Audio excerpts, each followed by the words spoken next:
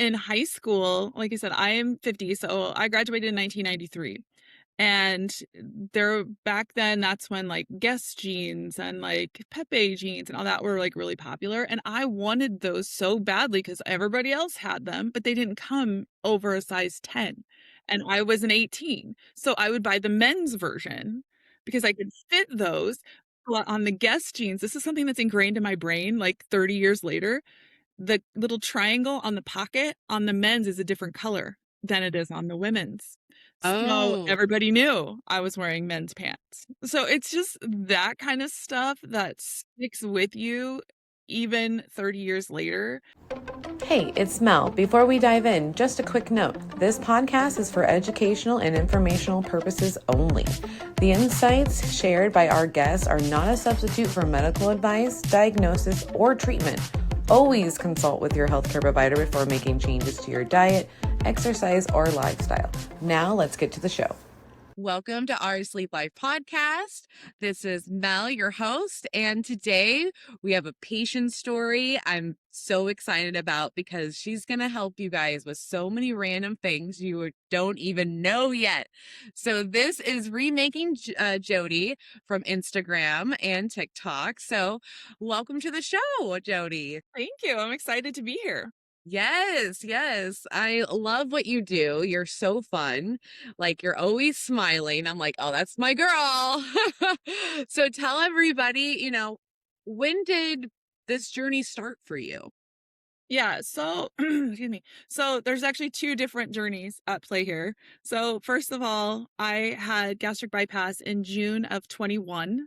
So that is that journey. Yeah, And then I also have been on a style journey, and they don't necessarily line up, but they do more than I would like to admit, maybe. And what I mean by that is it took me losing the weight, and I had skin surgery as well, to really feel confident in my body to be able to dress the way I do now, and I regret that a little bit. I wish I would have had the confidence to do that before when I weighed 350 pounds. Um, fair. but I didn't, and here we are. So Yeah. what I like to do is I love to encourage anybody at whatever size they're at to embrace their body as it is now and dress however the heck you want, no matter what size you are, and take up as much space as you want. Like I'm 50, so I grew up through all of the diet culture and going to Weight Watchers with my mom when I was 12 on Saturday mornings. Like I have Oh struggled with my my weight God. my whole entire life. And so to be able to now flip it and be like, you know what? Why are we trying to look smaller? Why do we care? Like, I can be seen and take up as much space as I want. And who cares what anyone else has to say about it? Like, you Yeah. do you. If you want to shrink and take up less space, more power to you. I don't want to do that. I don't choose to do that. And if it's something that you're doing because you think you have to, you don't. You can be whatever you want to be. You can definitely because my style journey kind of happened too after surgery. Mhm. But I felt like before I was like, I'm stylish, I'm confident, but then I didn't realize I wasn't. Like Mhm. I just thought I was. Like Yeah. if the weight coming off and hearing people like what I'm wearing and complimenting what I'm doing made me be more confident and buy more things and get more like embracing my style. So like it's interesting because I feel like everybody goes through this style situation, but it's not right away. It's like I think I would say for me it was like year 2 to 3 is when the style started. And do you feel the same? No, for me, well, and I've always kind of had a little bit different style than everybody else, not to the degree I have now. And that's even built over time just as I've had a platform. Like if you look back at my videos I was making when I first started my page versus now, it's totally different. And it's because I have access to different things that I didn't know were even a thing. That I, am encouraged by other creators who are, quirky and interesting and unique. I didn't know that was a thing. So I think part of that has shaped it too. It's not necessarily just the size of my body that has made a difference. It's being exposed to other creative people who approach their style in a creative way. Um, and like I said, I was doing some of that before, but not to the extent that I am now. And part of that too is just lack of options. When you're Yes. a size 26, 28, or 22, 24, you don't have the same options I do now as a 12, 14. You Right. just don't. You No, just you don't. don't. I No, was a eighth grader dressing like I was going to a business meeting because Lane Bryant was all there was. right? Yeah, and you had, like, bedazzle everything. Um, Yeah, it like, was I insane. remember in high school, like I said, I am 50, so I graduated in 1993, and there back then, that's when, like, Guess jeans and, like, Pepe jeans and all that were, like, really popular, and I wanted those so badly because everybody else had them, but they didn't come over a size 10, and No. I was an 18, so I would buy the men's version because I Okay. could fit those. Yep. Well, on the Guess jeans, this is something that's ingrained in my brain, like, 30 years later. The little triangle on the pocket on the men's is a different color than it is on the women's. So Oh, everybody knew I was wearing men's pants. So it's just that kind of stuff that yeah, sticks with you even 30 years later. Like, for sure. I hear people in plus size clothing is still nowhere where it needs to be, but it is way better than it was Way when better. I was a teenager. Like we had zero options, and we had a store called 579 where everything was like the highest size they carried was a size 9. And yeah, and my friends would go there because they were all tiny. Plus, I'm also Right. almost 6 feet tall, so I was big in every way, and they were all little tiny petite things, and we'd be like, "Let's go to 579." Like, "Yeah, okay, let's go there." And I could look at accessories. Right? You're Yes. like, "I'll hang out, I guess," Like, "This and is yep, super fun. You wanna go with me to Lane yep, Bryant and pick out some, 50-something women's wear, at 15?" Like, right? it was a very different experience for someone in a smaller body in the late '80s and '90s than it is now, For for sure, sure. because even, like, I'm 39, gonna be 40, and yeah, like, I was a '90s kid, and There legit, was nothing. there was nothing, and what I did is I did the same thing as you, just not with jeans. It was shirts and sweaters where I hung out in the guy section. I went to PacSun, I went to Zoomies, I even Hot Topic I went to and just wore all the guy stuff because, like, it I mean, it fit You me, wanted to you shop know? at the same places as everybody else, but you I just did. couldn't. There was no XXL even No. at places like Old Navy even back then, like, It there was was nothing. wild. And Yeah, I remember my mom being like, "I don't know if I can find you pants that, like, you want," because I right, wanted flare pants, but she's like, "I don't know where to go to get these," yeah, and, so we, like, ended up at, like, a Shopko. It doesn't even exist anymore, right, I remember Shopko. and, like, we found them in my size, but that was the deal. It, like, took forever because Mhm. there's just were 0 Well, and you options didn't for have us. online shopping back then either. No, no, So if it wasn't local, you didn't have it. And they're just like I said, plus size clothing still has a very long way to go. it does. But compared to what it was when I was a teenager, there's a million options. Like, Right? It's like night and day. yeah. So when did your, weight loss surgery, like, happen? Like, what made you go like, "You know what? I'm doing this damn thing." I had always wanted to do it. Okay. I looked into it probably 20 years ago before I even had kids, and Okay. my insurance wouldn't cover it. Of course. So I just kind of gave up on it. I literally have tried every single diet out there, the cabbage soup diet, diet pills, diet and exercise. Like I tried all the things The and none of Atkins. them Remember worked. the Atkins? Oh Oh yeah, my did it. god. Yeah, none Did of it. that worked for me. It doesn't work. Yeah, Anyways. Jenny Craig, like all of them. I did Yeah. all of them. And so I had just kind of resigned myself to the fact that this is my body, this is who I'm going to be, and it is what it is, right? Then in December of 20, it must have been, Mhm. my niece, she's like 15 years younger than me. We were at my house and we were doing Christmas cookies and stuff. And she's like, "Oh, did I tell you I'm getting weight loss surgery?" I was like, "Oh, I'm so jealous. Like, I always wanted to do that." And I'm like, "Who's your insurance?" And she told me. I was like, "Well, that's who I have." I was like, "Maybe I should look into it." So I was like, Yeah. "I'm gonna do it." So I looked into it. Literally, that was on a Saturday. I looked into it on Monday. And they're like, "Yeah, we absolutely will cover it," because I had a history of having Yep. lost and gained and, all that. And so I made an appointment with a bariatric surgeon. The soonest I could get in was January. So this is like mid-December. So now I had to wait till Okay. January, which was fine. Yeah, not too bad. So I went to the appointment and they were like, you have to lose, I think it was like 30 pounds or something. But I could start the process because my insurance required like 3 months of, Mm. how all the hoops you have to do. I don't remember them Y- all specifically now, but, or maybe it was No. 6 months. I think I'd have 6 months. And so we started the process. And then that day I downloaded a food tracker. Okay. And the doctor did not tell me to do this. I put myself on an 1,800 calorie diet, started logging all of my food because I'm like, I need Interesting. to start this now because I can't wait for the surgery to be the reason I start, right? No, that's So that's a I great way to do it. so I started literally that day logging everything, doing the water, everything that I knew I was gonna have to do post-op.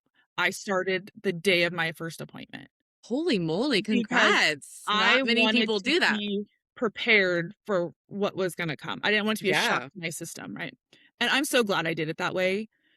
It and I started working out and going to the gym, all that literally that day. That's So then by the incredible. time my surgery came in June, I was ready.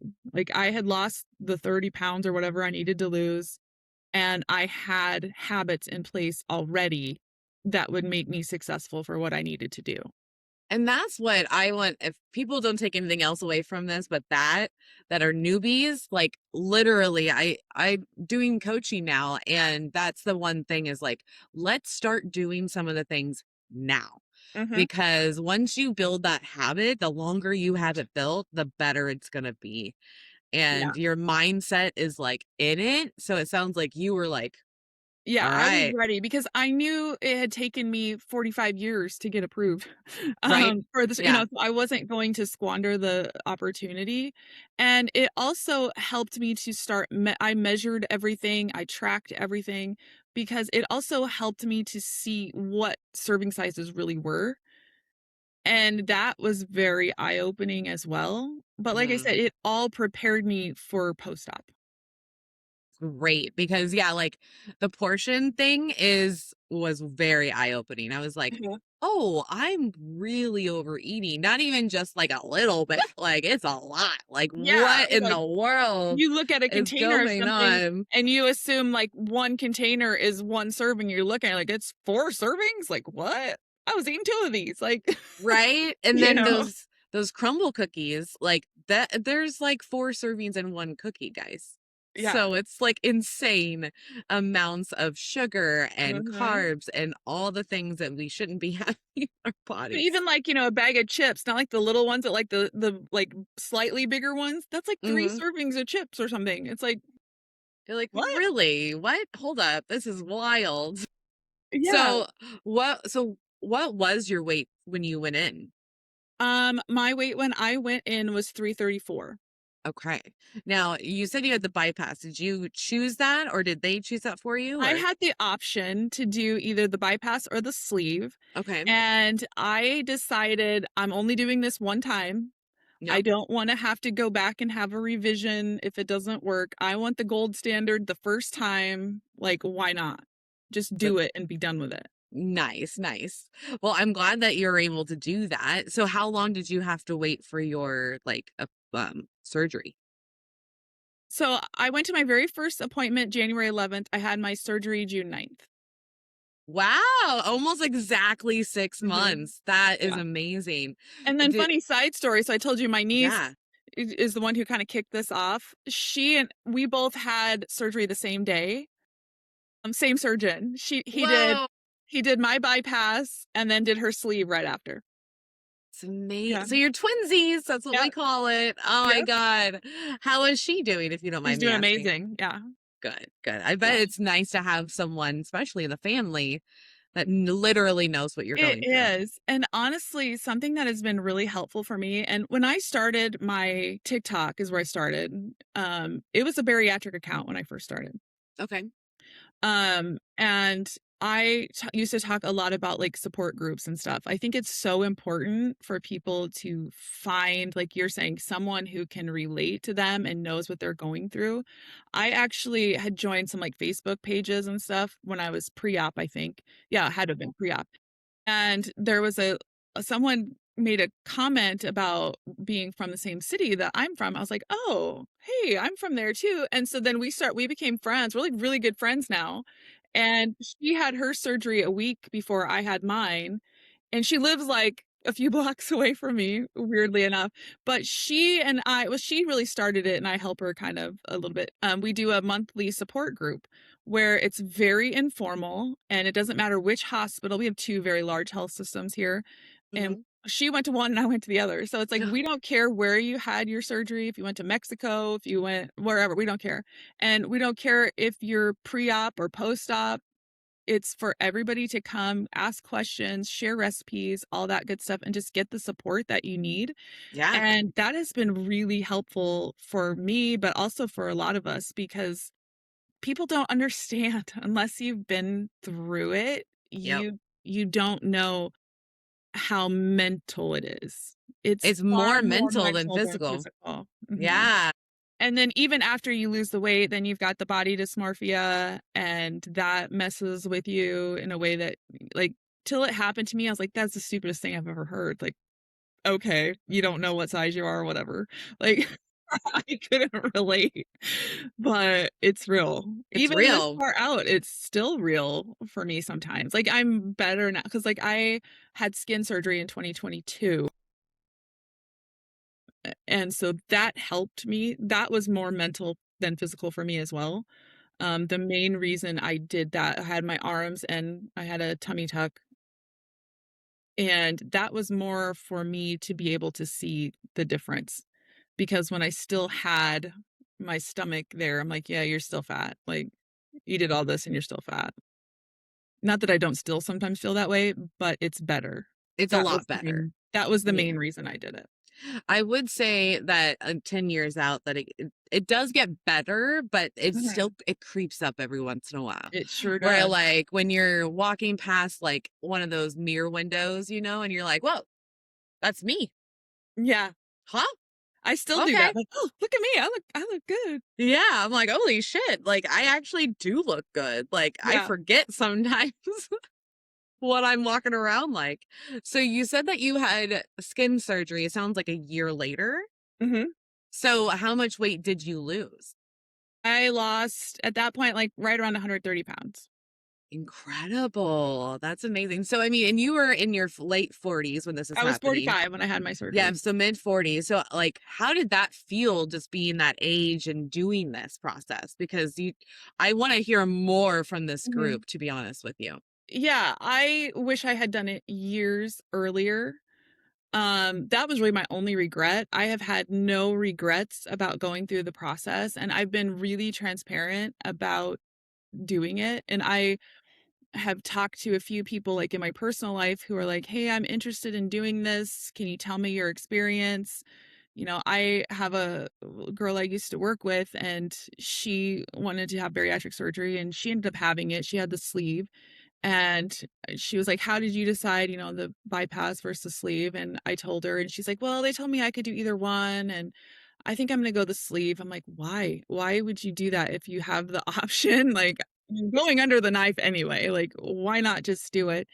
And she was so afraid of the malabsorption that she chose to not, and her surgery has not been successful.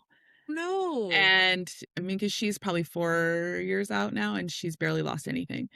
Okay. And I'm like, Maybe if you'd have had the bypass, you might have had more success. I don't know, but Well, and I we know it's mental too. So she might be having some mental struggles with that's this. probably it too. Yeah. You know, I don't know, but that's one of the things with this support group that we have. We also have a Facebook page that goes with it locally. Oh, And I good. always, with new people, like if they're going through the process or they have questions, I'm like, always reach out, like DM me. I'm happy to help. Like any questions I can answer for you to, give you honest truth that maybe you know, you're afraid to ask your medical team, but always defer to your medical team. Don't take advice from randos on the internet.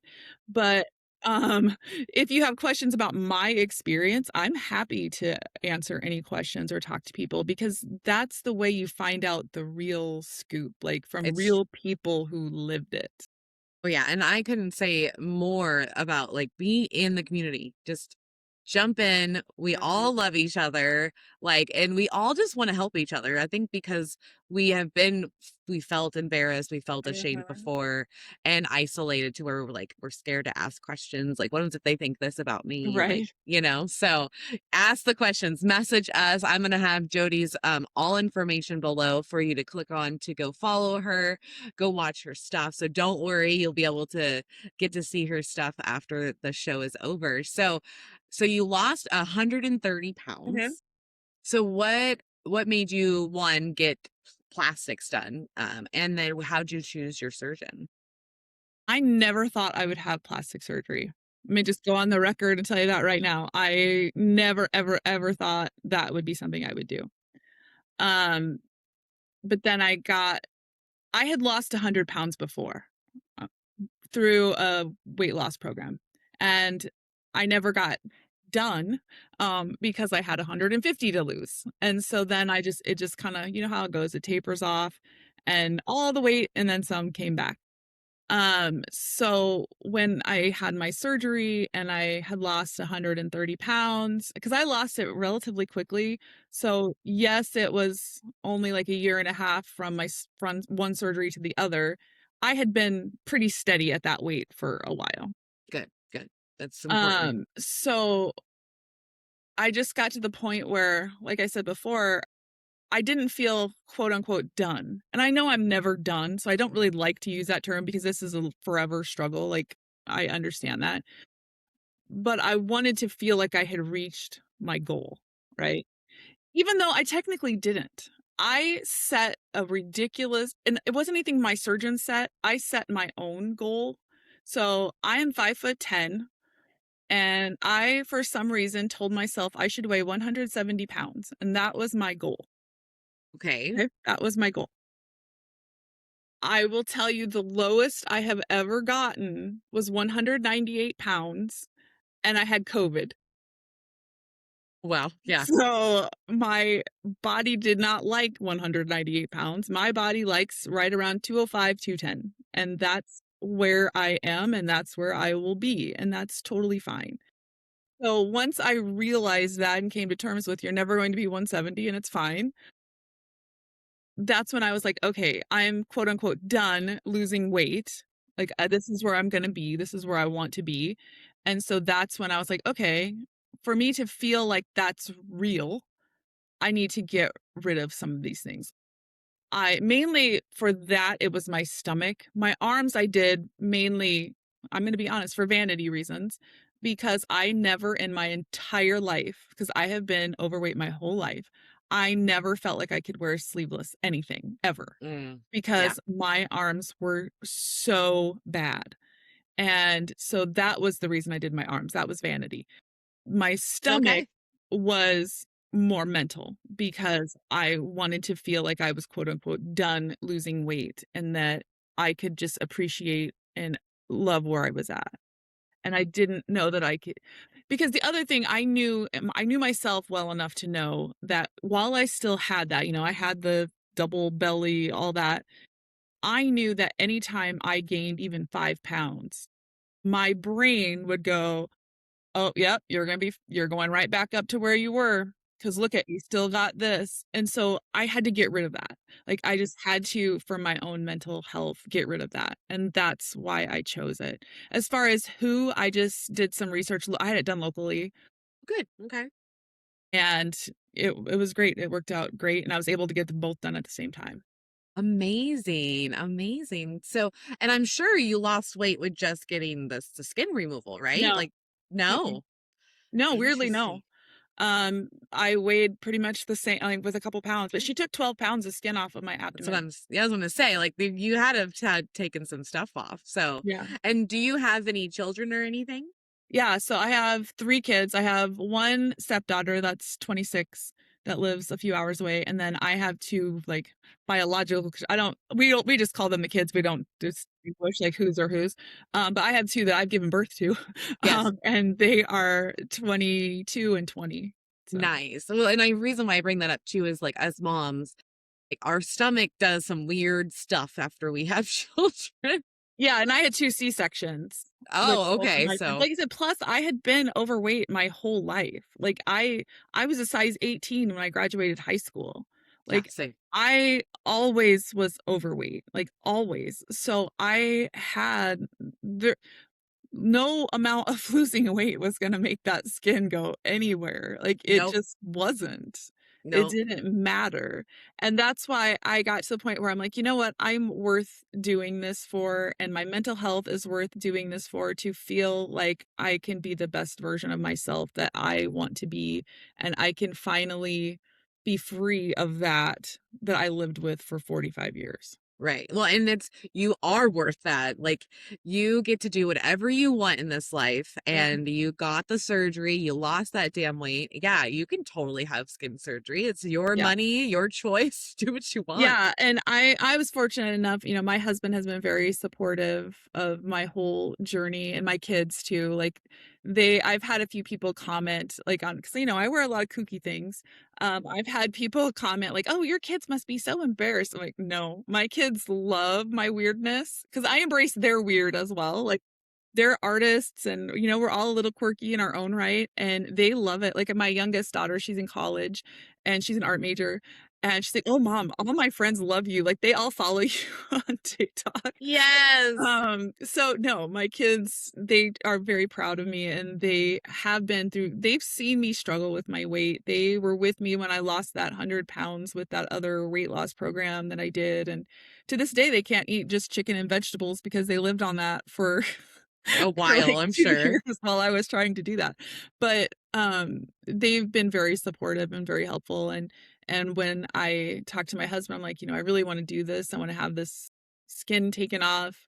He's like, "All right, we'll figure out a way to pay for it." So, honestly, I'll be very transparent. I did a 401k loan for it, and it was the There you go. best thing I ever did. Best No, use of money ever. yeah, because I mean, you just pay it back with your when you work. So it's like a win-win. Like I do a side podcast that's called The Cutting Edge, and it's just with a plastic surgeon and just with a bariatric therapist, Mhm. right? They definitely tell you not to do that, but I think it's actually a brilliant idea. It's for me, it was a better option than, like, a care credit. Yeah, And I knew because my surgery, I had 2 surgeries on the same day, it was $15,000. I knew that me sitting there saving $15,000 was not realistic. it's I just not. knew that was not gonna happen, and I would never get the surgery if that's what I had to do. And I know that sounds bad, but It's I real. that was my life. Like, if I was gonna do it, this was the only way I could do it, and for me, it was 100% worth it. Think that it shouldn't matter where it comes from as long as you are okay with it, right? Because it's your finances, it's your life, again, your Exactly. body, your choice, do all the things. And so it sounds like you had a lot of support around you. Did was there any because I've lost friends, I've had family members be a little rude. So like have you had to deal with any of that going through this process? Not really. Good. And this is so stupid, but the only one I've had to deal with is I have an ex-husband, so Okay. my kid's dad, we were married for a long time, and he doesn't know I had weight loss surgery, but he knows I struggled with my weight, obviously, we were married, Yeah. and he would always make co like, when I would see him at events for, like, my daughter, that my youngest, he'd be like, "Oh, I see you finally figured out how to lose weight," or whatever, like, stuff like that. Nice. Like, "Yeah, I did." Like I did. like, Thanks. it's just but yeah, not really for the most part. I have had a few people be like, "Oh, well, just don't gain it back." Like, "Yeah, thanks for that tip." Right? Like that's not already in my Like I don't worry about that on the daily, but yes, thank you for that advice. But yeah, other than that, not really. Everybody has been really supportive, and again, like I said, I've been very transparent about what I did. Like, I've had people, like, on Facebook, for example, like, people I knew, like, a long time ago that don't live near me, who maybe didn't know I had surgery or whatever, DM me like on Facebook, like, "Hey, I see you lost weight," like, and they struggle themselves, like, "What can I ask what you did?" I'm like, "Yeah, I'll tell you exactly what I did." Because 100%. I if same. I can help someone else not feel the way I felt, I'm 100% gonna do it. Well, I think people forget, like, when you're a big person, you have all these different feelings Mhm. throughout the day, and it like kind of comes in waves. It's like, okay, I feel great in the morning, right? And then it could be like just one look, one comment, and then now I'm like in my head going like, oh my God, I'm a lazy fat person. Like I need to go work out. Like I need to stop eating. Like it just starts, And so it's like we feel uncomfortable all the time. So, Mhm.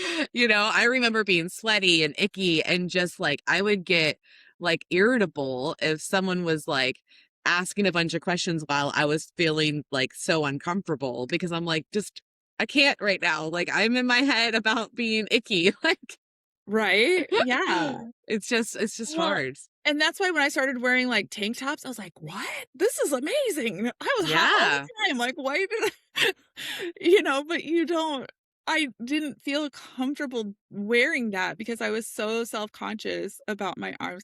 Like, one of the this is really stupid, and I don't know that I've ever told anyone this before, but one of the things that I wanted to feel like I had made it was so, like, say someone was gonna describe you, like, if you were looking at someone was gonna look for you in a crowd, like, "Oh, I'm looking for so and so, they're tall."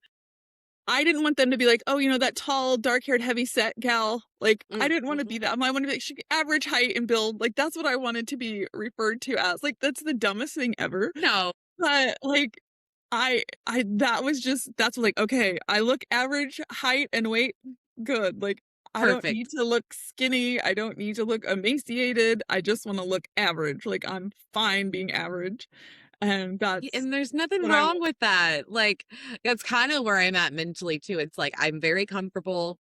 I Mhm. don't really care to lose anymore, or I just don't want to gain. Like it's Right, just that's I'm my just thing. very yeah, it's just like I'm just very comfortable. You get really once you get to like a spot where your brain, I say when like your mind and your body are one, it's like you're untouchable because you're like, yeah, I don't care what anybody says. Like Yeah. I'm comfortable in this body.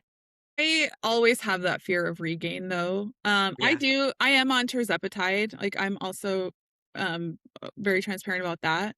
For me, it's a maintenance food noise issue, and it's something I'll always be on, and that's fine.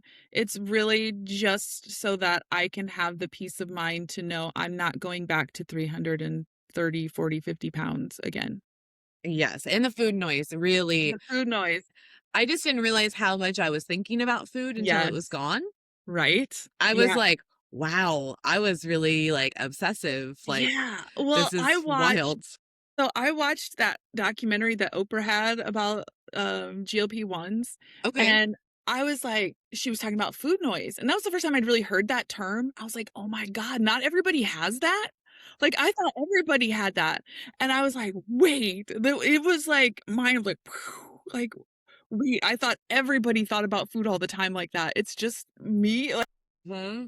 And that was literally I was like, "Wait, I need to try one of these GLP-1s for that reason." Because I was like, "I can turn that off? Like, that's a thing?" And that was revolutionary for me watching that documentary. Because I was like, "I did not know that not everybody does is like that." I had no idea. Yeah. That was news to me too. I literally thought like, oh, we all walk around thinking about these things. Like we're all the same with this. And then to find out, no, there's a group of us that think about it all the time. And then there's Right? other people that don't even think about it at all. And I'm Yeah. like, no wonder why. Like, Right? Well, they're like, people I used to know people, like, when I was younger, like, friends, "Oh, I forgot to eat." Like, what's that like? How do you forget? Like, I'm eating thinking about what I'm gonna eat next. Like thank you. Yes, yes. Like literally, I used to wake up being like, okay, what am I going to eat today? yeah, And then I would get to breakfast and I would be thinking about lunch and lunch would be thinking about dinner yeah, and like it would never stop. no, And I thought that was maybe just a mom thing because we have to make sure meals are prepared and like because I have been told that women actually think about food more than men just generally because we are mhm, the that's fair. preppers. and we are the nurturers, so, like, we have to do these things. So I was like, "Oh, that's why." And then it's like, "No, it's actually a Yeah, whole it's a function." genetic thing, yeah. Yeah, I'm like, "Son of a bitch." Like, Yeah. guys, this is another thing you need to take away. 1, GLP-1s are not bad for you. 2, 2, I am actually more productive because I'm not I'm not thinking always about thinking it. about food. Yeah. Yeah. Literally, I get more editing done. I'm doing way more content. Like, I'm actually able to function like almost 100%. Yeah, and for me, it's not about losing more weight because like I said, No, I'm where I'm at and I'm totally fine with it. Like I like I said, I hover right around 210, 25, 205, 210. Totally fine. I'm 5'10". yeah, you're tall. So, I and I have a flat stomach and my arms don't jiggle anymore and I'm good. Like, how is the scar on your arms? Can I see? yeah, it's not bad. I I mean, can't even see it. it's not bad at all. Wow, Yeah. And that's actually, so a awesome. little side note, this might be TMI, but I'm gonna tell you anyway. So I Not had on so this show. much skin that my scar goes like all the way down to like where under my bra. Yep, yep. And so she took so I don't have to wear deodorant or shave my armpits anymore because she took all that out. Yeah. Best little happy accident after surgery ever. So, Yeah, so some people don't realize that when you get into the armpit and down, it will happen to where you don't have to wear deodorant anymore. You're not having to shave anymore yeah. if you're a person that Yeah, shaves the my skin and armpits. my Like, armpit is so soft and smooth, never have to touch it. incredible. That's got to be interesting. You're like, wait, I don't need I deodorant. haven't bought deodorant in 4 years. Look at that, guys. You can save money on the back end. See, it's just like little things like that. Like, we don't, you don't hear it all the time. So Mhm. I love that you brought that up. Like, that's incredible. So what does your day look like? Like, what are you eating? Are you exercising? Like, how does this work for you? So I have not been exercising. I know. I was really good about it. It kind of Okay. fell off. So a typical day, so like right now I've been sipping, if you know, I don't know if you saw me doing that. Hmm. I do Proffee. I actually do 2 every day. That's usually my breakfast. I work from home right now. I'm actually starting a new job next week where I'll be in the office 3 days a week, but I've been working from home for 7 years. Okay. So I've had the flexibility to just have whatever. But I do Proffee usually 2 every day just because I like them more than Do you do anything. what you want, man? And then lunch, I usually so like a lot of times I'll grill up some chicken like for the week, and then I like to just cut it like into cubes, and I put some cottage cheese in with it and warm it up, and it makes it almost like an Alfredo sauce. And it's delicious because it's not like some people don't like the consistency of cottage cheese. Once you warm it up, it's not like that. It's just cheese and it has a lot I've of never even moisture in thought it. about that. Yeah, so I put a couple of scoops of cottage cheese in with some grilled chicken, and sometimes I sprinkle a little Parmesan on, whatever I feel like doing. Yeah. But it's really good, and it's pretty much pure protein for I the was most gonna part. say that's very high protein, so So I good do job. that a lot of times for lunch, and then dinner, I don't usually because again, I'm not hungry because 'cause I'm on the tirzepatide. So dinner, it's usually just like, I don't know, depends on what everybody else feels like having because my husband and my son still lives at home. Chicken and veggies or burgers or whatever, and I've gotten it took a little while to figure out, my full cues but I am very, aware of how much I'm eating so that I know what my full cues are and be like, "Yes, this burger is delicious, but I'm full, so I need to stop eating it." Like, that has been something everybody who's had surgery knows that takes some getting used to. Oh, yeah. And the further out you get, the easier it is to ignore it. But I've always tried to be very aware of how much I'm eating. And Okay. that's why I think too, doing that 6 months before surgery and measuring and weighing and everything, that has helped me in the long term because once I wasn't as restricted from the surgery, I still knew what the proportions Yeah. because it became like second nature. It's the point of it right Mhm. there, guys, because because now you can picture it, you know exactly what it looks like. Mhm. Like, Yeah, 'cause it's I don't measure anymore. I don't no, have to.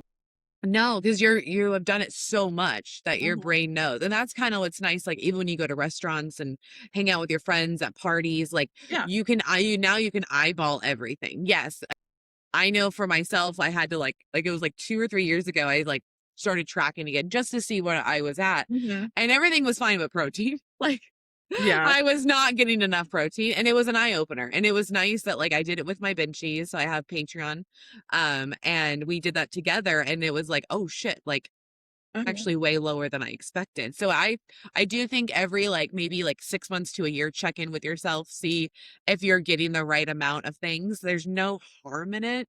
Right.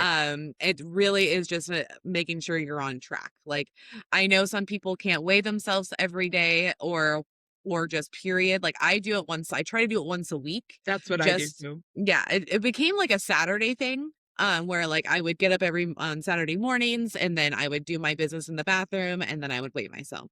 And I do recommend doing that because I've learned it's called a dry weight. So it's actually where all the toxins and everything's out of your body after you go to the bathroom in the morning, and then that's your weight. Like that's your Mhm. actual weight. Because I got hate online by someone saying, like, don't tell people to do that. You're creating like body dysmorphia and food problems for people, food disorders. And I was like, I'm not. I'm just telling them to do something that like I've been told to do by doctors and Yeah. dietitians. Like And there's an everybody actual has to term make for that it. decision for themselves. Yeah, you don't And have to that do goes that. back to my whole point of don't take medical advice from people on the internet. Talk to your medical team. But I can tell you myself what I do. Because I'm on the Zepbound, I take my shot on Wednesdays, and that is the day I weigh myself because then I can remember to do it all the same day. Yeah, no, it's Um, fair. and sometimes I don't weigh myself. I try to because I keep a log just in case, because I get the Zepbound prescription from my doctor, so I wanna make sure that when it's time for a refill, I can be like, we can see what my weight has been doing, and that's the easiest way for me to do it is my Yeah. scales. I do an app. Um, like I said, do I do it every week? Not always. Sometimes I forget, but that's kind of what I do because I like most people, I think, who have had some sort of weight loss surgery, the fear of regain is real.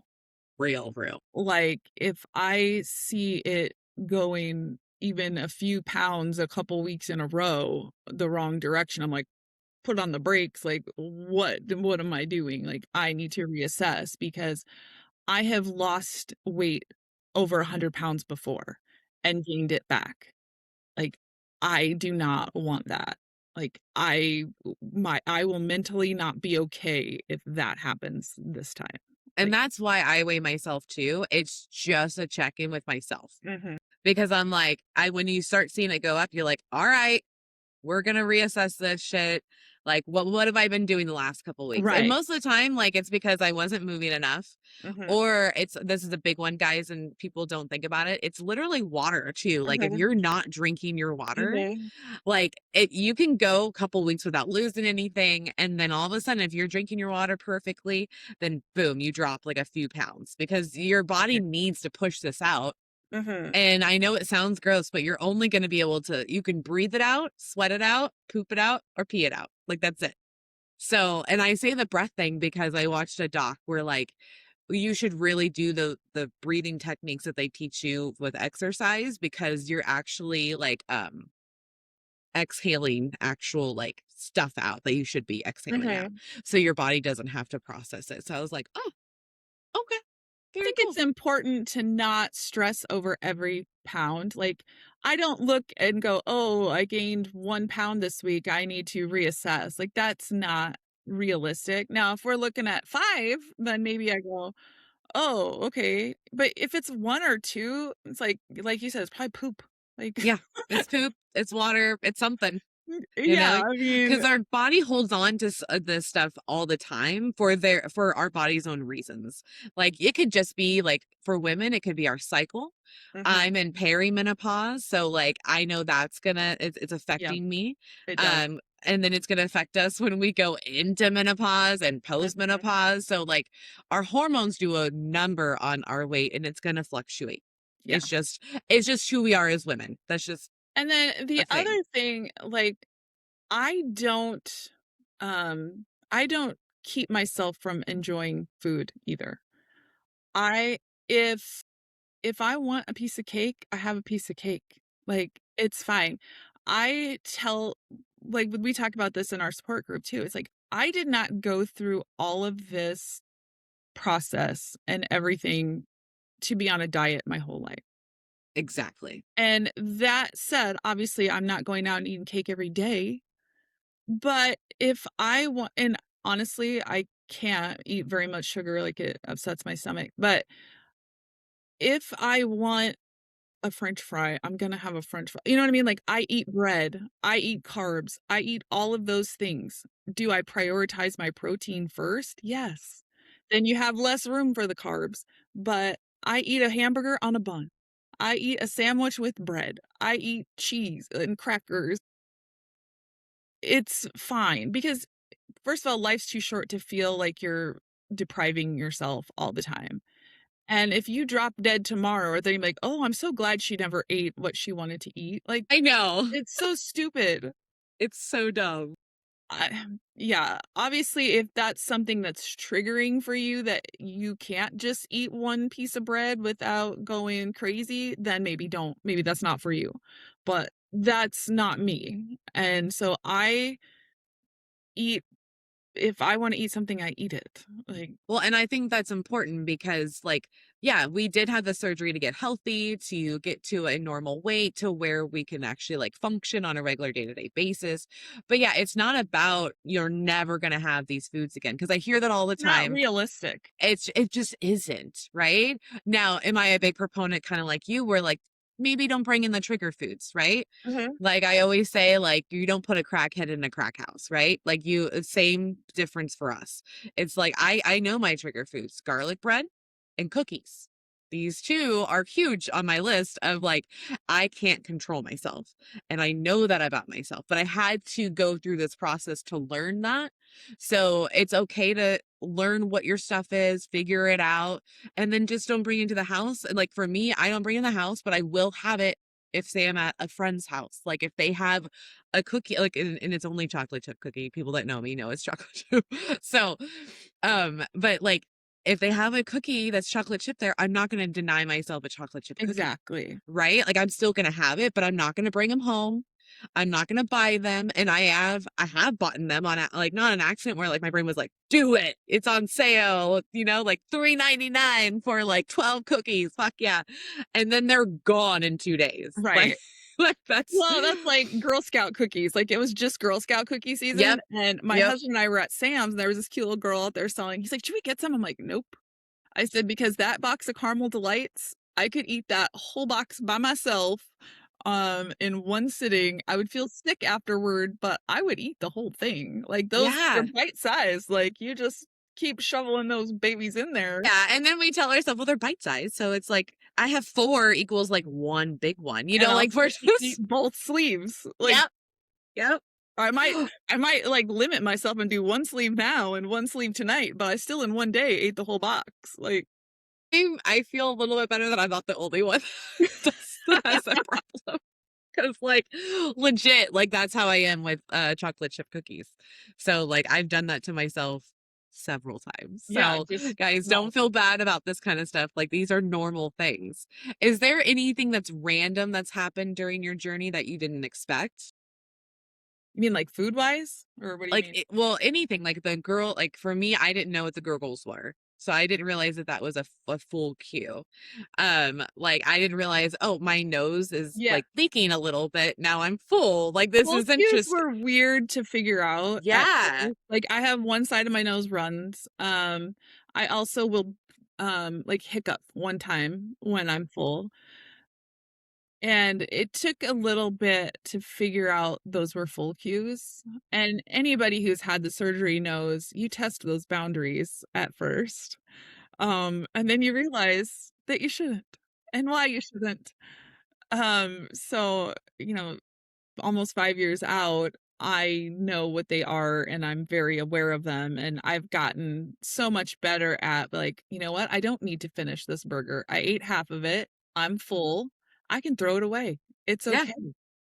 You can. or like my husband and I will go out for dinner and we might be going to go have steak somewhere, right? I know I can't eat that much. So we'll order like, instead of him ordering a 8-ounce steak and me ordering like a 6-ounce steak or whatever, we'll just order one 12-ounce. I cut off a little piece and, There I you go. eat part of his side and I'm good. Like, I actually, when I first had my surgery, I bought a little travel scale for my purse Nice. that I would take because I was meticulously logging everything for well over a year after surgery because because again, I did not want to screw it up.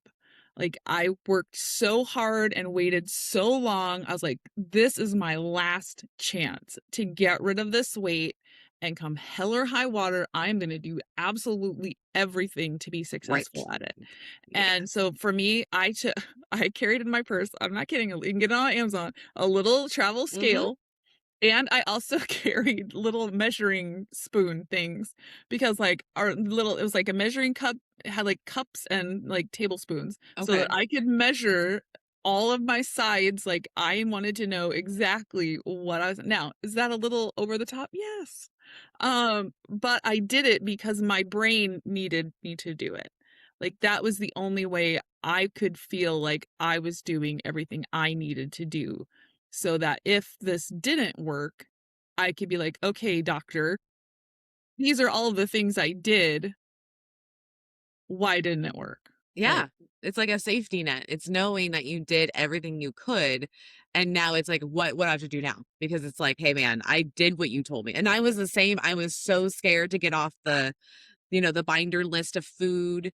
oh, yeah. Like I adhered to that thing. I did not bring a scale with me, but the thought was there. I'm not gonna lie. If it wasn't for my husband at the time, because I also have an ex-husband with that was the father of my children, and like like if he would have made comments. Like that's the deal is that I didn't bring it just because I knew it would make him uncomfortable and make me uncomfortable. Okay. So that was the only reason why I didn't, guys, because I know several people that do that to this day, like newbies do it all the time, like, and people that are even further out do this. And Uh-huh. you know what? I'm noticing restaurants aren't caring anymore. Like no one's like commenting about your food much. Like when I don't eat a lot, it's not did you not like it?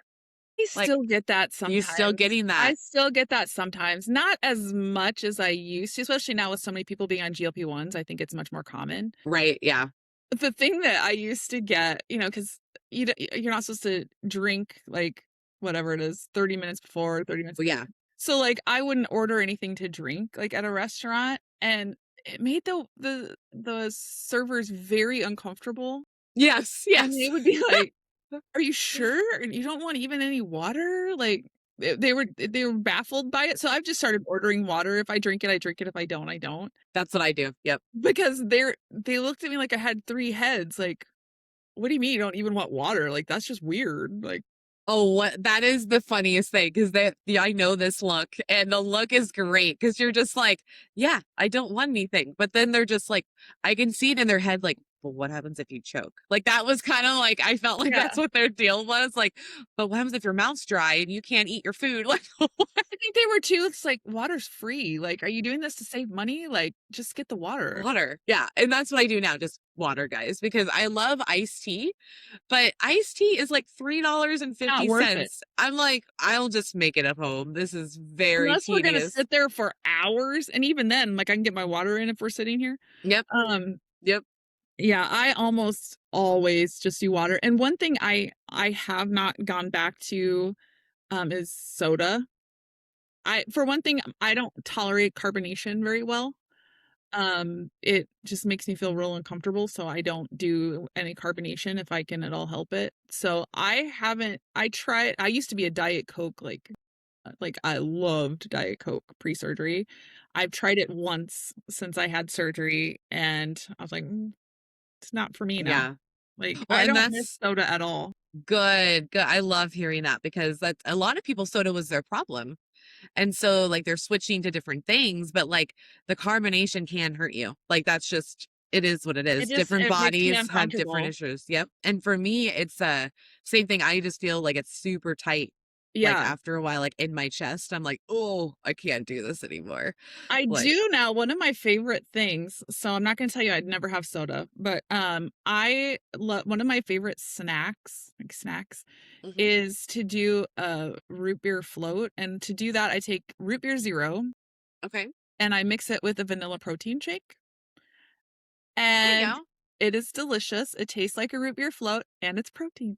So, Yeah, it's fantastic. I don't do it super often, but once in a while, like in the evening, especially, like, if I feel like I want something sweet or ice cream or something, I do that. I love that. You found like a workaround. Yeah. Like, that's amazing.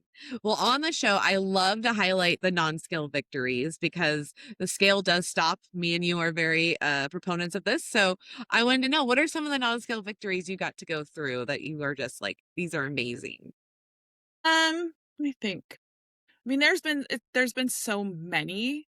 Like, these are the little ones, like going on an airplane and being able to cross my legs while I'm sitting in my seat. Crossing Yeah. my legs at all is Yep. big for me. But yeah, the airplane thing, because again, I'm 5'10", so it was hard for me to even fit my knees in the seat, let alone cross my legs too. Like, that's Yeah. wild. Not needing a seatbelt extender when I fly, that kind of stuff is always something. Or like this one is goofy too. Like, we bought some lawn chairs for outside. I don't have to worry about the weight requirement. Like, I can Yes. just buy the chair. Like, I don't have to look, as this one hold over 300 pounds? It doesn't matter. I can fit in it. Well, what's funny about that one is that was a great one because I'm in Oregon. We do a lot of camping over here, right? And I was like, I'm just like, sometimes I'm just delulu. I'm just like, why do these camp chairs just keep breaking? Like, this is weird. Like, why are all they like, mine's breaking, my friends is breaking, they're there. And we're just like, oh, like there's an actual weight requirement. Why is it like 220 pounds? Like, that's so stupid. Super stupid. I mean, Guys, like, the standard, no offense, should be 300 yeah, pounds. but a lot of them, it's like 225. Yeah, and either the grown men are not even 225 Right, sometimes. You're like, exactly. what are you doing? Who Like are some these for? seriously. So like that was a big deal for me too, being able to like, oh, I can just buy any camp chair. Like I don't have to worry at all. Yeah. Like this is incredible. I forgot about that one. That one was Yeah, a fun that's a good one. one, that's a good one. Yeah. And then, like, I was, like, about a month or so ago, my husband was having a medical procedure done, and we were talking. He's on Ozempic because he's diabetic, and the nurse, we were talking about his Ozempic, and I made a reference about something about my tirzepatide or whatever, and she looks at me and she goes, "Why are you on tirzepatide?" And I was like, "What?" She's like, "You don't need to lose weight." I was like, "Well, first of all, thank you." But you can't tell that by looking at me, like, you don't know anything about me. It was just very odd, but it was one of those things where I'm like, "Well, at least I must look like I don't need to lose weight, so that's good." That's great. Yeah, that's a great feeling. But you're like, also, you don't know my But insides. also that was real weird to say to someone. Yeah, because it's like, well, also it's we're gonna use this to maintain.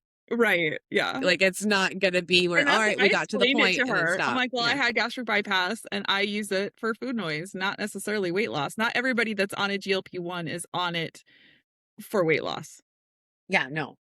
No. Like for me, it's like it was for my regain.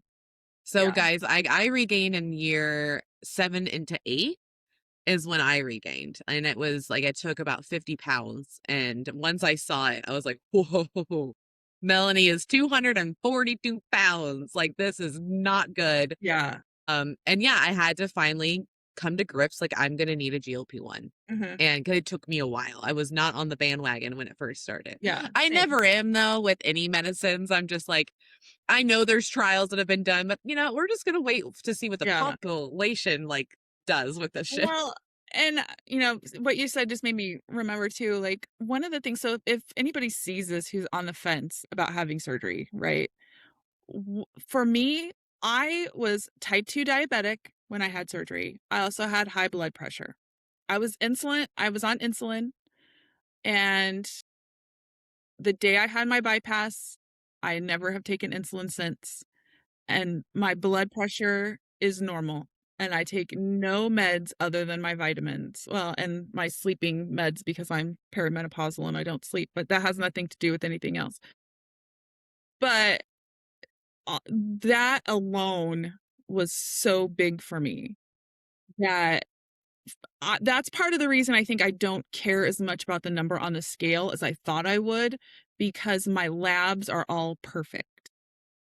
And that's what it was about for me. It was never about being a size 8 because I'm not and I never will be. And that's okay. Like, I remember one of my friends when I was going to have my skin surgery, she's like, I bet when you're done, you'll be a size 8. I'm like, my bones without any skin are a size 8. I'm pretty sure, like, is Yeah, there's just fine. Like, I'm a 12, 14 pretty comfortably.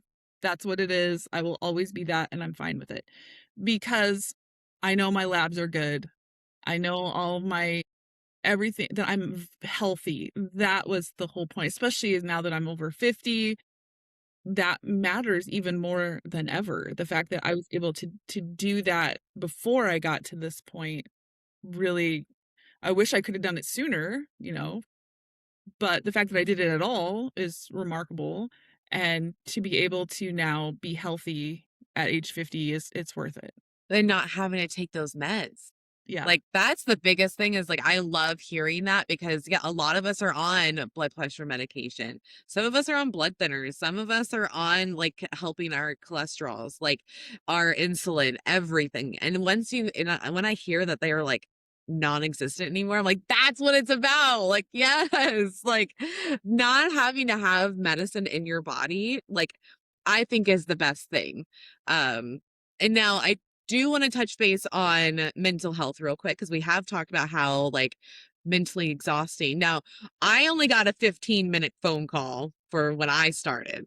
How was that entry for you? Did they just check it off the box for you or did they make you go every month? Like what was it like?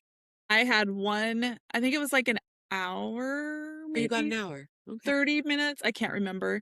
But yeah, I went and sat with a person and they asked me some questions and they said, okay, you're good. Like, that was it. it. Gotta love it. Gotta love it. Yeah, I think that is where bariatric providers have an opportunity to improve.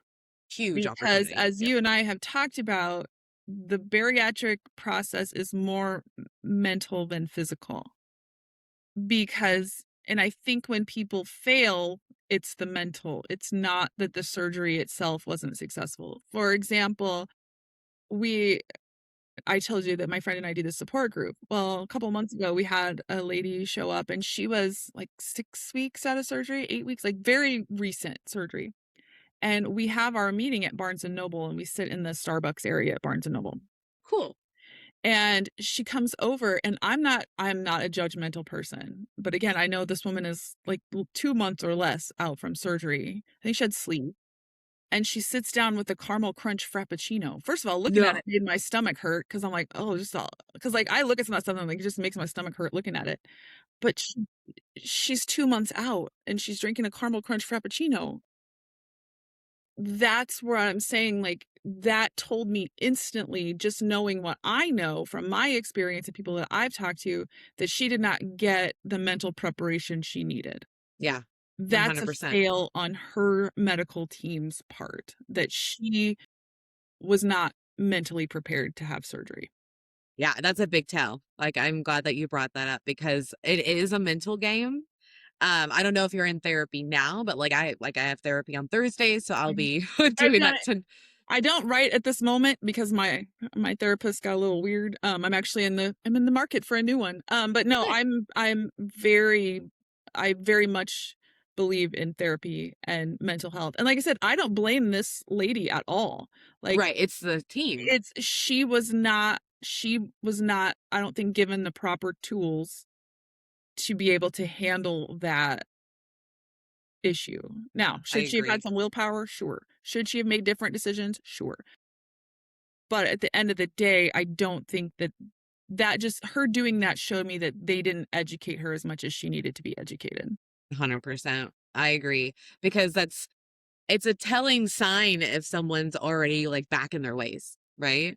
Like, she never So left. Yeah, it's like she never left. And people need to understand, like, this is a long game. Mhm. This is not just that first honeymoon year or year and a half. This is Mhm. literally you're playing the long game. So you can lose slowly all you want. That's fine because eventually you'll get there. I was a slow loser. I also have not gotten to my goal weight that I picked. So I get it. But it's true. Like, we really need to be mentally prepared that this is not just a wham bam and we're done. Like, this is like a whole lifestyle change. When we say that, we really mean that, because I know, like, I don't hang out with the same people as I did before because they were all about drinking or going out to fast A food lot and of sugar and restaurants. alcohol. There is a lot of sugar and alcohol. And my dad used to say, like, at the end of every beer, it's a pork chop because it's basically the same calories and everything as a pork chop. I was like, Well, oh and my I God. know, like, when I went through the process, the pre-surgical process, 6 months feels crazy, and I'm like, "I just wanna do it." Like, I don't wanna wait 6 months. Right.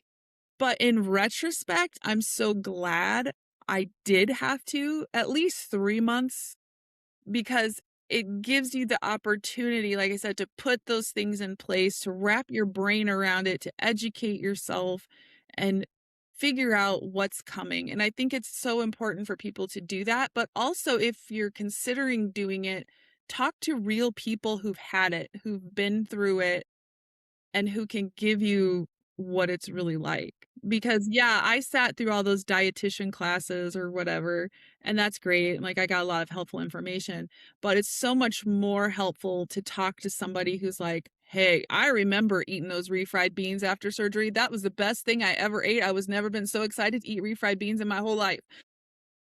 Um, Only someone who's been a bariatric patient can appreciate that.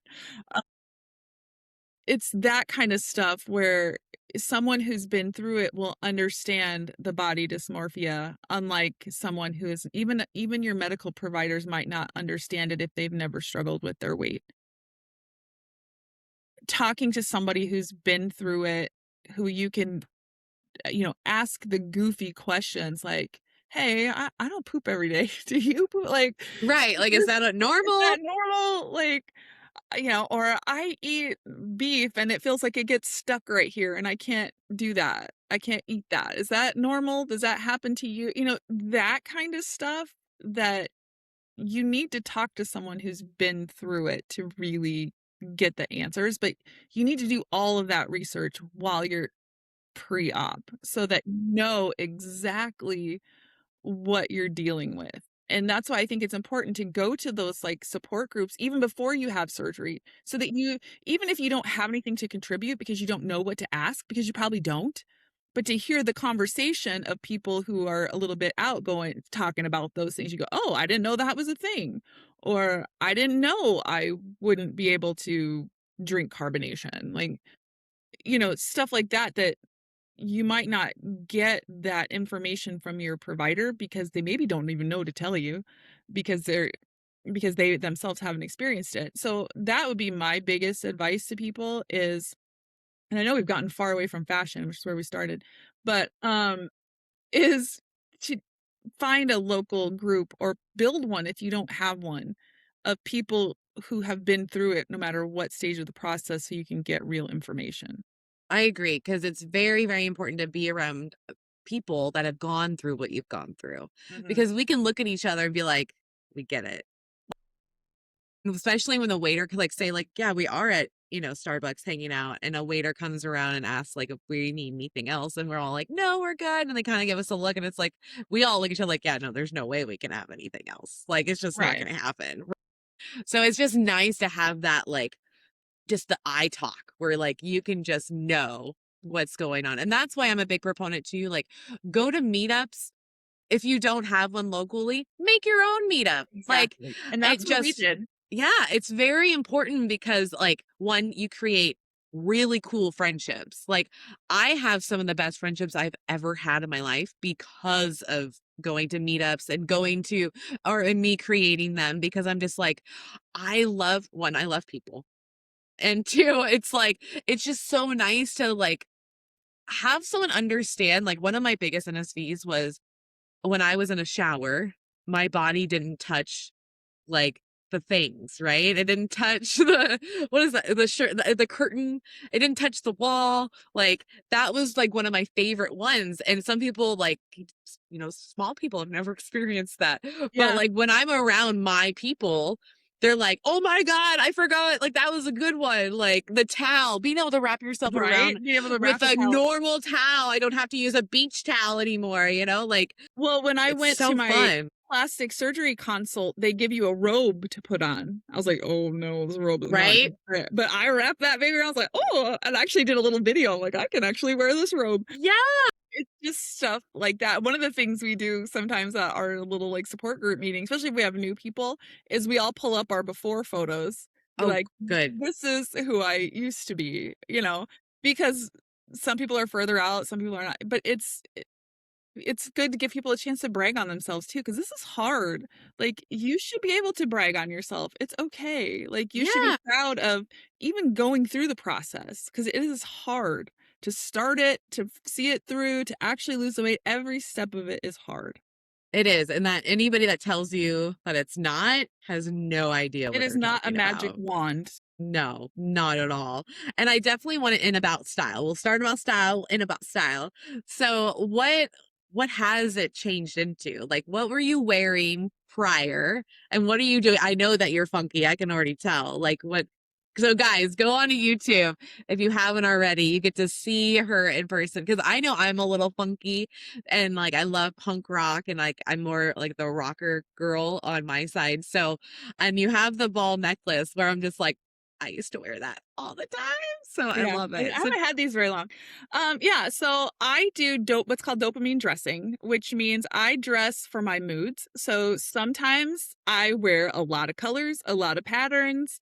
I love to have quirky elements.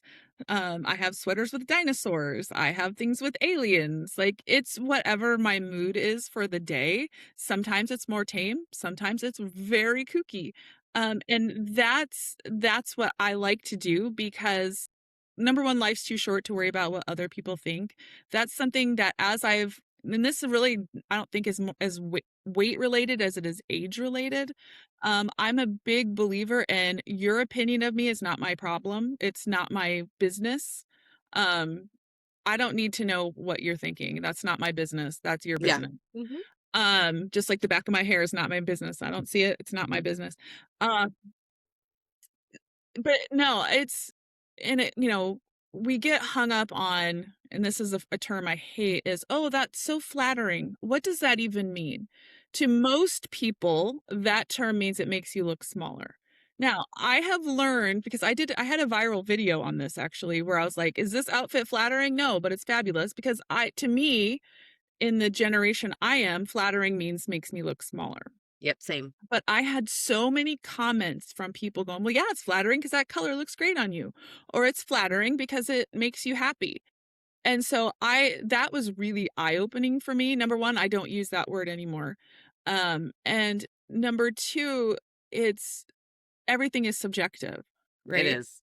And I don't care, and we talked about this in the beginning, I don't care if I look smaller. I don't care about taking up space because I'm allowed to take up whatever space I want. And like I said, a lot of that is more coming from the age I'm at because what I'm finding now that I'm over 50 and a lot of my creators I follow and like people that I've become acquainted with on especially on social media, many of them are late 40s, early 50s, and we're all kind of at that point now. Like, I don't care if Yeah, it's you just it don't doesn't matter anymore. like me. Like, I've been told I dress like a toddler. Okay, great. Toddlers dress for fun. They're fun people to be around. Like, okay, I don't take that as an insult, right? A lot of people assume I'm an art teacher. I am not an art teacher. But art teachers are fun people. So I don't take, it's like I just don't take offense to it anymore. I like to be creative and express myself through my clothes. Like, if I go somewhere almost always somebody will stop me and tell me they like this or that or my outfit or that like everywhere. I Walmart, love that. grocery Yep. store, wherever. Like, I went and visited my daughter at college and we were walking around and I had so many random college kids go, "Oh my gosh, I love your vibe. Like, you're just a whole vibe." You're like, it happens literally every time I leave the house. And so that's great. I love that positive reinforcement. Like, obviously I like that, but I don't need it because I know that it makes me happy, and at the end of the day, that's what matters. Like, I'll have women, like, send me DMs or, like, comment on stuff going, "I would love to dress like you do or to wear more color or pattern." Like, I had one woman, it was the saddest thing ever. She's like, "I would love to do that, but my family would make fun of me."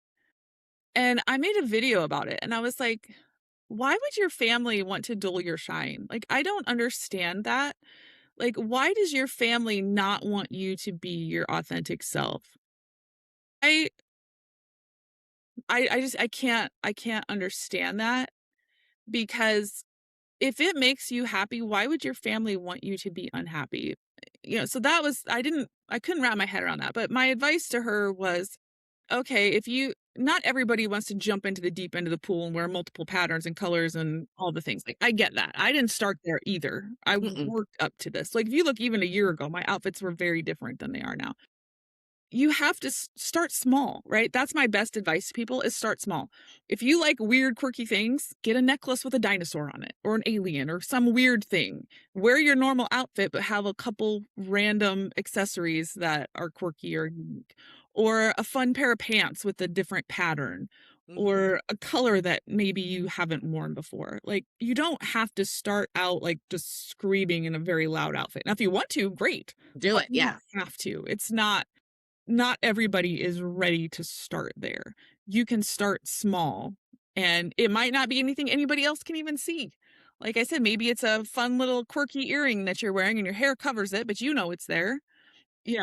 It could be something as small as that, or it's your glasses that, instead of getting tan like these, you got hot pink and now you feel, you know, I Mm-hmm. don't know. It's I for know what me, you're talking about for it's sure. start small if that's what you need to do to feel comfortable and confident. But if you want to go full on dopamine like I am, do it. Like, who cares what anybody else has to say about it? Their And I opinion like of that you is not your business. it's not. And I love that you call it like a dopamine style. Like that makes complete sense to me because like I was as you're talking, I'm like, I've done that. Like I've totally Mhm. if I am not like if I'm in a mood of like I'm angst, like I'm just like just a little bit, like the full on punk rock Mel comes out. Yeah, Like I'm wearing black jeans, studded belt, black shirt, fucking my pearls. Like we're going all out and you're not going to be able to stop me. But exactly. then other days I'm like, I'm wearing a pink sweater. And then another day I'm wearing my yellow. Exactly. And I did start there. Like you said, like I used to have two pairs of pants, five shirts, and they were all dark colors, Mhm. right? 'Cause it makes you look smaller. And makes yeah, that's what we were told. Bunch of liars, it really doesn't. Right. And so like I started very small. It was actually dresses. I was like, I kind of want to wear a dress. And do it. And then I did it. And then I definitely did a shopping problem like year 2 and 3 because I was very excited Yeah. and I had all these dresses and it was so funny to wear like I don't know if you know Grow with Shay, but I love her and she came over to my house like I live in Oregon and she lives in Medford and she came over and I now I have 2 closets of dresses after a Yeah. full and think about it, this is 10 years. I'm a 10 years post-op. So over 10 years, I have gathered 2 closets worth. She helped me go through and we went like literally we're like, okay, we're keeping these. We're gonna donate these, and then she's gonna take these. And she went home with like Yeah. a Well, I mean, whole new The wardrobe for other herself. thing I'm a big proponent of is not saving things for special occasions. If you have a sequin skirt or sequin pants and it's Tuesday and you wanna wear sequins, wear them. What are you saving them for? Like, who cares? Where are you gonna wear it? To the grocery store. I don't know, to the mailbox. I work from home and I wear sequins all the time. No one ever sees me. Yeah, Like, it's what you wear. Yeah, it's you for know. you. Your clothes are for you. And the other thing that I hear a lot that always has irritated me is age appropriate. Hate that term. Yes, I hate it too. Because I don't know about you, but after a toddler, I don't know of any clothes that have an age tag. I'm not familiar with any brands that have an age tag. So I believe if it's in my size and I like it, I can wear it. Yeah. it Doesn't matter how there's old I no am. age requirements or restrictions on any piece of clothing that I'm aware of anyway. Um, so that is just goofy to me too. Like, if you wanna wear a crop top, wear a crop top. Who Yeah. cares? Well, some people just have those rules, and you're just reminding me of my ex-husband a lot because, like, he had that, like, dress your age. If we What does went that even to mean? and, like, so that meant, like, I couldn't wear, like, hipster jeans or, like, I couldn't wear certain tops or That's crazy. dresses. Those are for them, not for you. If we went to a concert, because I love going to concerts, you couldn't wear the band's shirt there. Like, you had to wear a different band shirt and That's then buy goofy. a band shirt. Like, he had all these fucking stupid ass rules. And Life's I'm just too like, short for all those. why does this matter? Like, can't I just wear what the fuck I want to wear and Yes, just your go? clothes are not that serious. Oh Like, my in the world God. we live in today, what a person is wearing is not that serious. It's not. It's Like, not. if it makes them happy, and that's something that I had to unlearn too, is like, if you go to a fitting room, like with one of my kids or something, instead of being like, you know, talking about it from my point of view, to first go, how do you feel in it? Do you like it? Because that's not how I was raised or how we used to do it. It's like, well, I don't like that on you. It looks like this or it looks like that. But I've stopped doing that. And it's something you have to retrain your brain for sure. But instead going, okay, well, you tell me what you think. And then if you want my opinion, I'll tell you what I think. But otherwise it doesn't matter what I think. It's what you think because you're the one wearing it. Like, Love that. I love my kid hated going shopping with his dad because it was always about what he wanted him to wear, not yeah. what he wanted to wear. And it's just old school shit. Like, you're just so right. Like, my mom would do that all the time, be like, "Well, I don't really like it on you." But then I would be like, "But I like it." And so And we that's all wouldn't that matters. but we wouldn't get it because mom didn't like it. So it was like, but I'm the one wearing it. Like, it made no sense back then. But now, like, as parents and us going through this shit, like, we have to flip it. And it is kind of hard for our brains to get used to. But once you're doing it, it's so much easier. Like, I know my kid's 20. He's he likes pastels. Like, he just does. My And son does too. he looks great in them too. Yeah. I'm just like, him in like a light purple or a light pink. I'm like, killing it, bro. Like, and his girlfriend loves it. She loves how he dresses. So it's just like, let them have their own style I think is very important because I think we really need to let people express themselves. Mhm. Only time I will be an asshole, and I think this is just from old school, is like, I hate it when people go to school in PJs.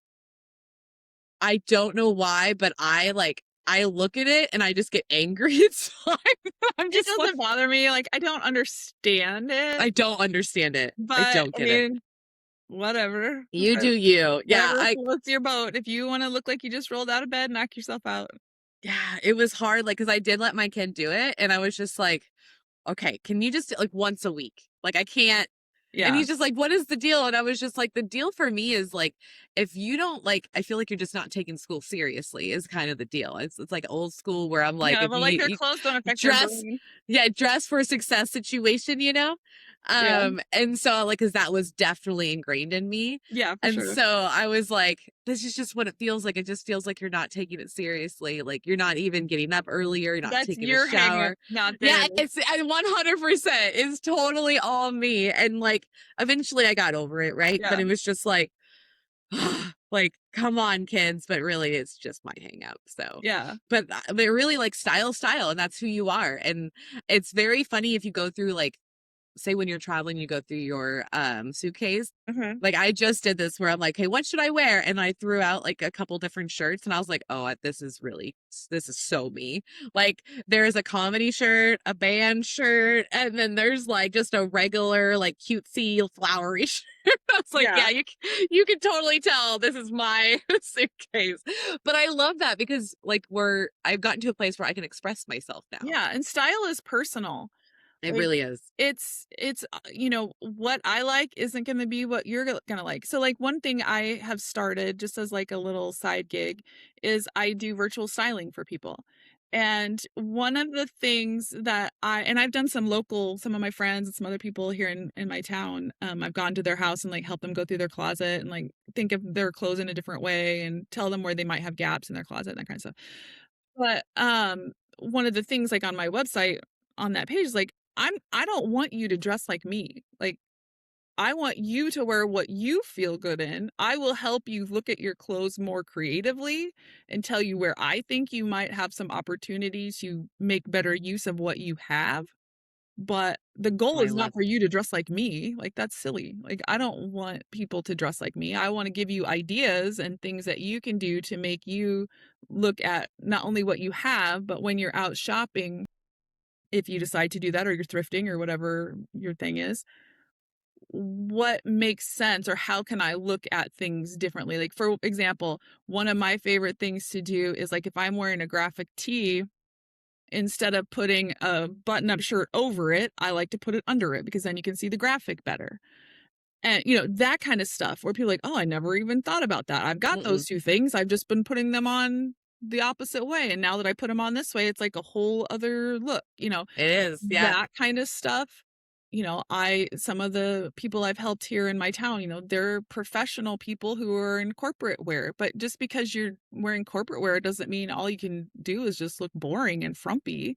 Like, Yeah, you you can don't have put to. a creative twist on corporate wear and be completely appropriate for your setting. But sometimes people, you get in a style rut or you just don't look at things different ways. Accessories can go a long way. These necklaces aren't thrifted, but most of my necklaces and jewelry is thrifted because that's the first place I go in the thrift store or like an estate sale. You can get some good stuff You for like can. Yes. super inexpensively. And that's a great way to add some style to your outfit is through your accessories, whether it's scarves or jewelry or belts or glasses. I have like 35 pairs of glasses. Love it. Literally. I only know that because I had to buy a box and it holds 30 and I still have 5 or 6 that didn't fit. Um but yeah, I mean, that's where the key is the accessories. Styling makes a big difference. How I would style a t-shirt and jeans is not the same as how someone else should do it because it's very personal to you. And but also how I would style it today and how I style it tomorrow might not be the same either because today I might be feeling a rainbow quirky vibe and tomorrow I might just feel more toned down and I just want to do a vest and it's black and I've got a white t-shirt on. I mean, it's personal and it depends on the day. Well, and I like that you're helping people because you just don't know what you don't know. Mhm. That was hard for me because I didn't know. Like, I Right. literally was just watching people online and trying to figure out, like, do I like that? Do I not like that? Because I think we go through a phase of, do I really like what I'm wearing? Do I really Right. like what I'm eating? Do I really like what I'm listening to? Like, I went through that for myself. I I loved hearing other people's opinions like yours because I just didn't think about it like that. Like, I have so many different things in my closet where, like, when my friends would come over, it was so helpful because I'm not a Mhm. girly girl, but I want to look a little girly, right? And so I'm like, Mhm. how do I mix my, like, tough punk rock girl with, like, some girly stuff to make me feel some more feminine, right? Right. And I didn't know what I was doing. So it's like Yeah. I needed help. And I think it's great that you're helping people because it is hard. It just Yeah. is. Well, and like one of my friends here that I went over to her house and helped her, and she's a realtor, and she had a lot of great pieces. And I went over there, and I was literally in her closet. I'm like, "How about this with this?" And she's like, "I never would have thought to put those two things together," and it looked amazing. She's like, I shows those things have been hanging next to each other for years, and I never imagined putting those 2 things together. So sometimes it's just looking at it with a creative eye or a different point of view. I'm sure if somebody went through my closet, which is a hot mess, by the way, I actually have 3 of them. Um, One up me. and bins, I have a lot. I love it. But I'm sure people would look at my stuff and do it a different way too, but that's one of the things I love too about doing fashion content is I every day go into my own closet and go, "Okay, I've worn this with this before. Let me think, what else do I have that might change it up or make it different?" Or like a denim vest like this, like it can go with so many different things. It can be dressier, it can be super casual, it can be a little punk rock, it can be country, it can be whatever your vibe is for the day. And that's what I love. And like when I go shopping, like I said, I have a lot of clothes. Something that I this is something I've told people that seems to help them is if I'm shopping and I see something that I want to buy, the first thing I do is go into my little mental Rolodex and say, okay, what are 3 outfits I could make with this outfit right now? Nice. Because that doesn't mean if I can't that I'm not going to buy it, but it makes me think a little harder on it. But then at least you don't have a bunch of stuff in your closet that doesn't go with anything else you have. Because I think a lot of people like impulse buy it and then it sits in their closet with the tags on it because they don't know how to wear it. So if you do that and you make that conscious decision while you're looking at it, you go, oh, okay, I could, and not that you have to wear it with those 3 things, but at least you know you can. But I'm not going to say that there aren't some things that just speak to me and I'm like, I don't care. I'll figure an outfit out later because I love it so much. I mean, that happens too. And the other thing too is like if I am somewhere and it's on sale or it's thrifted or whatever, like, do I like it because it's on sale or do I like it because I like it? Yep. It's not always the same. And you go, well, if it was $40 instead of $10, would I still want it? If the answer's no, you probably shouldn't buy it. Like that one. That's a good tip. Sometimes we're just hit, like, it's dopamine. Like, we see the sale, we're like, we get a I'm saving deal. so much money. Woohoo! And then we don't wear it. And I know there's clothes up there that I have not worn. That you're right, they are still tagged.